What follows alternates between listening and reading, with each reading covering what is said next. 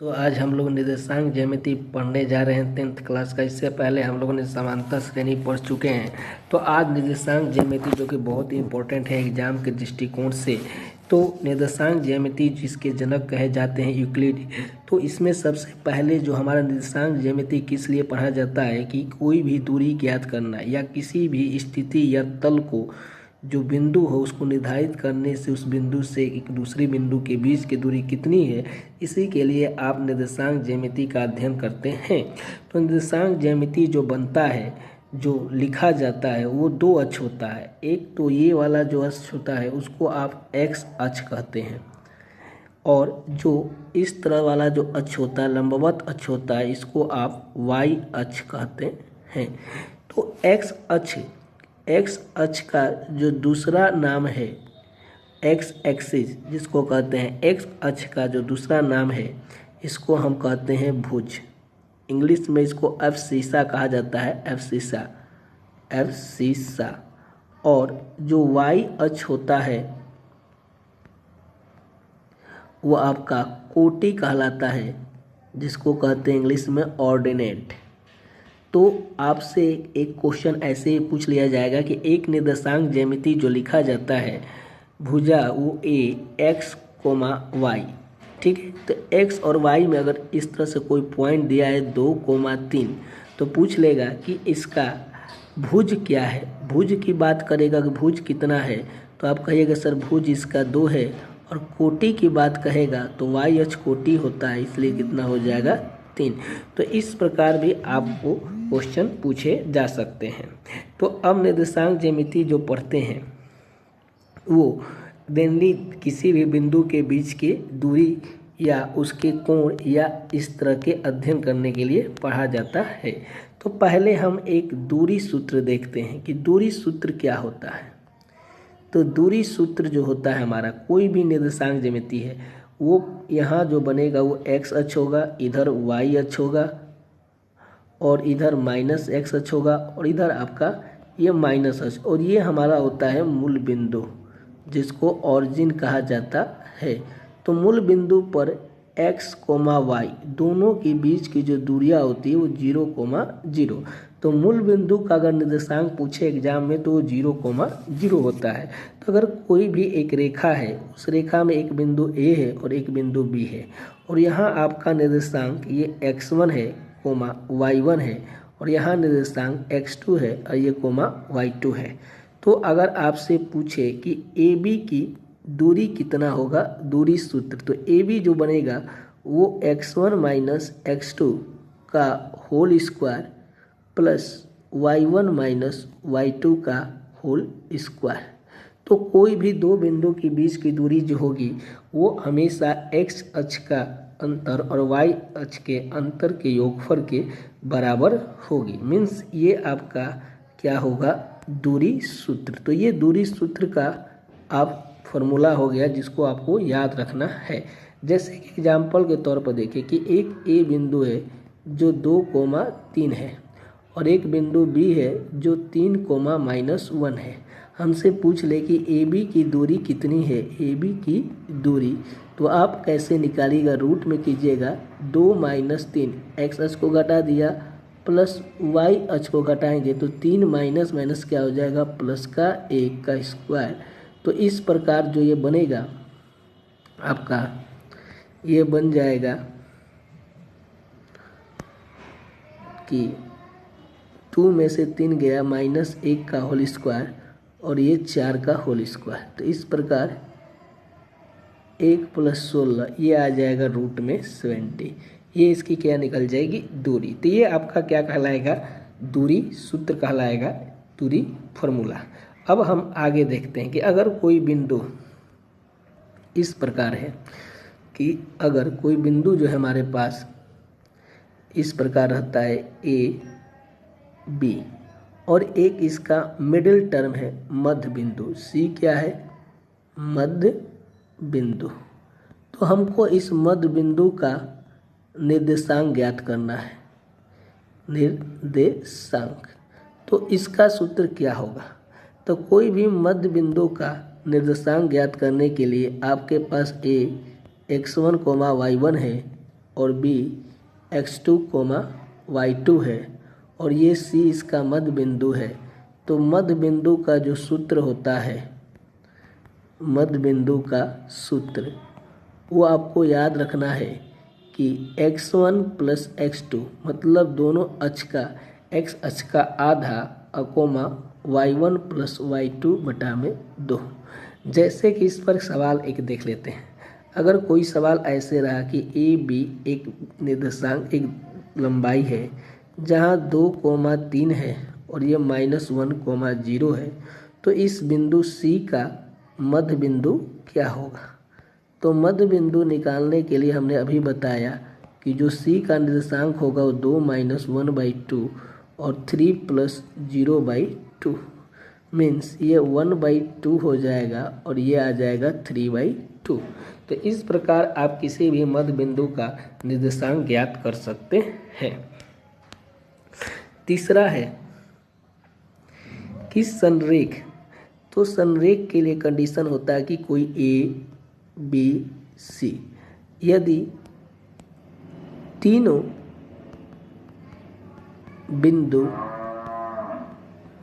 एक ही रेखा में हो, एक ही रेखा पर हो तो संरेख कहलाता है। संरेख कहलाता है जिसको इंग्लिश में कहते हैं कोलिनियर। तो यहाँ जो AC की जो दूरी होगी वो AB प्लस मीन्स जो AC की लंबाई होगी आपकी वो AB प्लस BC के क्या होगी बराबर। तो ये कंडीशन क्या कहलाएगा? संरेख कहलाएगा। जैसे कि एक क्वेश्चन हम देख लेते हैं संरेख का। अगर आपसे पूछ ले कि ये बताइए कि क्या ये संरेख हैं कि क्या है, तो इसके लिए आप भी इस टाइप से क्वेश्चन संरेख वाले जब आएंगे तब आपको हम बता दूंगा।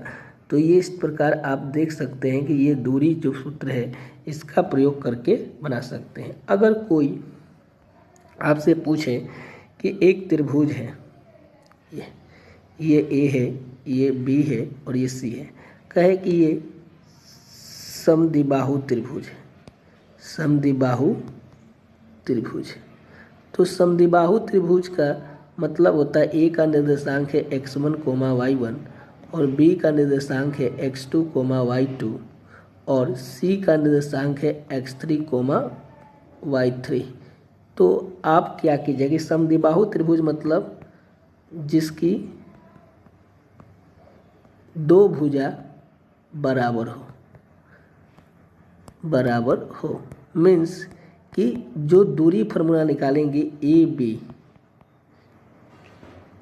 BC और CA, तो AB अगर BC के बराबर हो जाए या BC CA के बराबर हो जाए तो कहेंगे कि ये कौन सा त्रिभुज होगा? समद्विबाहु त्रिभुज। इसके लिए आप AB का डिस्टेंस निकालिएगा, BC का डिस्टेंस, CA का डिस्टेंस और देखिएगा कि कौन से दो डिस्टेंस आपस में बराबर होते हैं तो कंडीशन बन जाएगी समद्विबाहु त्रिभुज की। उसी प्रकार अगर आपसे कहे कि कोई त्रिभुज ABC समकोण है, तो समकोण त्रिभुज के लिए आपको कंडीशन होता है कि जो AC कर्ण है वो AB² प्लस BC² के दूरी के क्या होगा बराबर। तो अगर ये कंडीशन लग जाए तो समकोण होगा। अगर समबाहु त्रिभुज रहे, समबाहु त्रिभुज कहे तो आपको मालूम है कि जो तीनों का डिस्टेंस होगा AB बराबर BC बराबर CA, ये आपस में क्या होना चाहिए? बराबर होना चाहिए। अगर कहे कि आयत है, आयत कहे तो आयत का मतलब होता है कि ABCD चार भुजा होंगी ABCD, तो आमने सामने की लंबाई बराबर होनी चाहिए। मीन्स AB जो है वो CD के बराबर होना चाहिए और जो BC है वो AD के बराबर होना चाहिए। तो ये किसकी कंडीशन बन जाएगी? आयत की। अगर आपसे कहे कि वर्ग है तो वर्ग के लिए आपको मालूम है कि चारों भुजा ABCD मीन्स जिसकी चारों भुजा आपस में क्या हो जाएगी? बराबर, मीन्स चारों का डिस्टेंस बराबर होगा। तो ये क्या बन जाएगा? वर्ग बन जाएगा। तो इस प्रकार, या जिसके दोनों विकर्ण आपस में बराबर हो जाएंगे तो भी क्या बन जाएगा, आपका वर्ग बन जाएगा। तो इस प्रकार आप डिस्टेंस का सूत्र का प्रयोग करके अलग अलग टाइप से निकाल सकते हैं। जैसे कि क्वेश्चन है कि सिद्ध करें कि बिंदु 1,5 2,3 -2, संरेख है। तो हमने 3 बिंदु मान लिया, एक ए को मान लिया 1,5, बी को मान लिया 2,3 और सी को मान लिया -2, तो हमने कहा था कि यही एक रेखा है ए बी सी। तो ये ए सी जो होगा वो A B plus B C के डिस्टेंस के क्या होना चाहिए, बराबर। तो आप डिस्टेंस निकालिए। तो यहाँ से सबसे पहले ए सी निकालें। तो ए सी क्या होता है, आप किसी में से घटा सकते, तो 1 + 2 का क्या हो जाएगा, होल स्क्वायर, प्लस 5 + 11 का क्या हो जाएगा, होल स्क्वायर। तो यहाँ से जो ए सी बन के आएगा 2 1 3 9, 11 5 16, 16 का स्क्वायर 256, ये बन जाएगा 9 6 15 265, ये बन गया 265। अब ए सी निकल गया। ए सी के बाद आप ए बी निकालिए। ए बी निकालें तो 1 - 2 का होल, 1 - 2 तो प्लस 2 का होल स्क्वायर, 1 - 2 सॉरी 1 - 2, फिर ए बी 5 - 3 का होल स्क्वायर।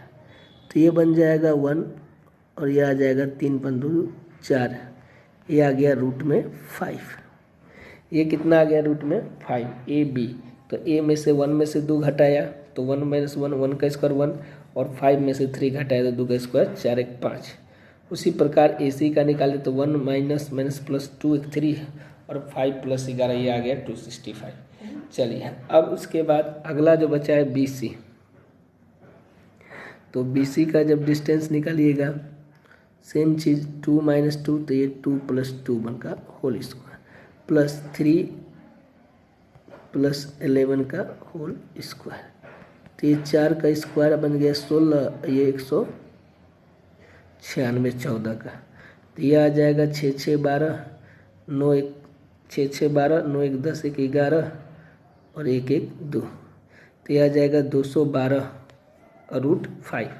अब हमने क्या देखा, जो ए सी का डिस्टेंस है, तो ए सी का जो डिस्टेंस है वो A B plus B C के डिस्टेंस के क्या होना चाहिए, बराबर।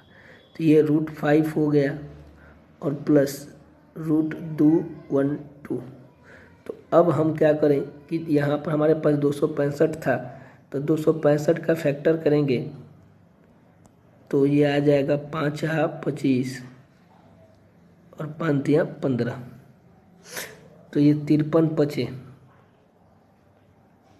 5 × 15 50 25 265 और ये आ गया 212 और ये 212 का करेंगे तो ये ए सी का डिस्टेंस बराबर A B plus B C. तो ये -2 -1 2 3 1 5, तो 1 - 2 तो 1 + 2 ये आ गया 3, 3 का स्क्वायर 9 और 5 माइनस तो 5 + 11 16, 256 9 6 15 5 1 6 265 265 53, किसी से कटेगा 17 × 51, ये 5 × 53 ये बना।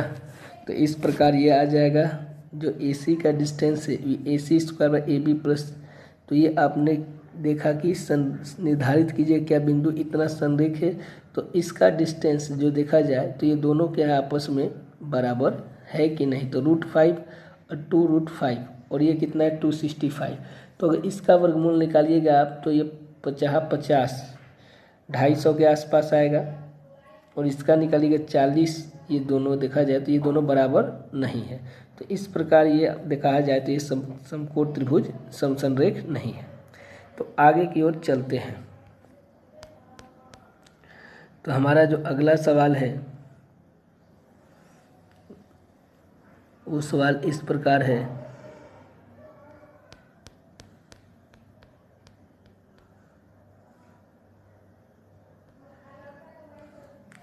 अब हमको एक सवाल ऐसे अभी रहता है, क्वेश्चन रहा कि एक्स अक्ष पर वह बिंदु ज्ञात करें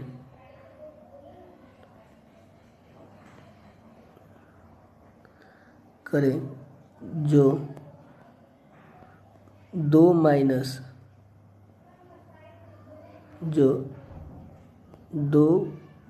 -5 और -2, 9 से समदूरस्थ है। तो सम ए बी, तो ए का है 2, -5 और बी है -2, 9 और एक्स अक्ष पर कहेगा तो वाई क्या होता है 0, तो ये x, 0 ये बिंदु C हो जाएगा। तो जो AC की दूरी है वो BC की दूरी के क्या है बराबर है। तो इस प्रकार AC की जो दूरी होगी वो आप ऐसे निकालेंगे कि 2 - 2, तो ये माइनस माइनस क्या हो जाएगा प्लस का होल स्क्वायर, सॉरी AC यहाँ है कि 2 यहाँ से घटा ले तो x - 2 का होल स्क्वायर कर लेता हूँ और 0 + 5 का क्या हो जाएगा होल स्क्वायर। उसके बाद 1 मिनट आ रहा हूँ, 1 मिनट, फिर 1 मिनट बाद BC, तो BC का जो दूरी हो जाएगा आपका वो सेम x + 2 का क्या हो जाएगा होल स्क्वायर और 0 - 9 का होल स्क्वायर। तो आप इसको सॉल्व करेंगे, दोनों तरफ वर्क कर जाएंगे तो रूट हट जाएगा, तो ये x - 2 का होल स्क्वायर और ये 25 बचेगा और इधर ये x + 2 का होल स्क्वायर और इधर बचेगा 9 × 81। बस इसको सॉल्व कर देना a² - b² पर, तो a² + b² और ये माइनस के 2ab तो 4x + 25, इसको सॉल्व करेंगे तो a² + 4 और प्लस के 4x + 81, ये वाला टर्म लाएंगे, सबको एक साइड ले आएंगे तो ये x² - 4x + 29 और ये माइनस के x² - के 4x और ये माइनस के 85 = 0। तो इस प्रकार ये कट जाएगा और इस प्रकार ये माइनस के 8x और इसको घटाएंगे, 15 में से 9 जाएगा तो ये बचेगा 6, 85 में से 29 घटा दिया जाए, 15 में से 9 जाएगा तो 6 और ये बचेगा 7 में से 2 घटेगा तो 5, तो माइनस के 56, तो ये बचेगा माइनस के 56 = 0, तो ये 8x बराबर 56, तो यहाँ से काट लेंगे तो x = -7, तो यहाँ से x का मान आपको -7 निकल जाएगा। तो इस प्रकार के सवाल को आप इस तरीके से बना सकते हैं। तो समदूरस्थ का मतलब होता है कि दो बिंदुओं के बीच की समान दूरी। तो आप x अक्ष कहे, कोई भी सवाल x अक्ष से कहे तो जो उसका निर्देशांक होता है वो x, 0। अगर आपको y अक्ष से कहे तो इसका जो निर्देशांक होता है वो 0, y मीन्स x अक्ष कहे तो केवल x की वैल्यू होगी और y अक्ष कहे तो केवल y की वैल्यू होगी। तो इस प्रकार आपने